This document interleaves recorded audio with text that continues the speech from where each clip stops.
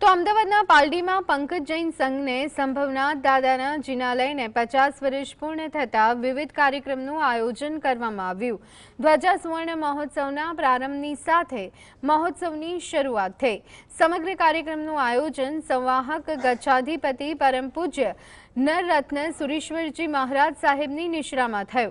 ધ્વજ સુવર્ણ મહોત્સવ 25 જાન્યુઆરી સુધી ચાલશે। 9 દિવસ ચાલનારા મહોત્સવમાં આજે પ્રથમ દિવસે 1008 જૈન શ્રાવક અને શ્રાવિકા સામૂહિક આયંબિલ તપ કર્યું।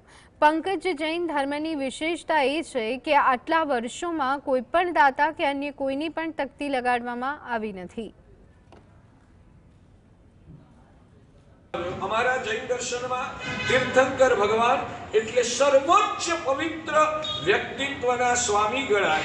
ए भगवान एनु एमनी अनुपस्थिति में एटले भगवान ज्यारे आ धरती उपरथी तमाम कर्मोनो क्षय करी मोक्षे पधार्या ए पक्षी पण आ जगतनी अंदर मानव जातने सदाचार अने सम्यक ज्ञाननो मार्ग हमेशा प्राप्त थतो रहे एना माटे भगवाने धर्म शासननी जे व्यवस्थाओ गोठवी ए व्यवस्थाओ प्रमाणे आजे अमारो जैन संघ ए मोक्ष मार्गनी आराधना करे छे।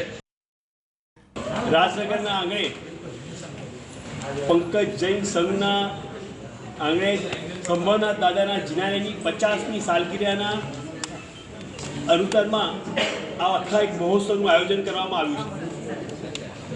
આનો આજે પ્રથમ દિવસ છે અને પરમ પૂજ્ય ગચ્છાધિપતિ આચાર્ય ભગવાન નરરત્ન સુરેશ્વરજી મહારાજાએ અત્રે પગલાં કરેલા છે અને એમની નિશ્રામાં 8 દિવસનો સંપૂર્ણ મહોત્સવનું આયોજન કરવામાં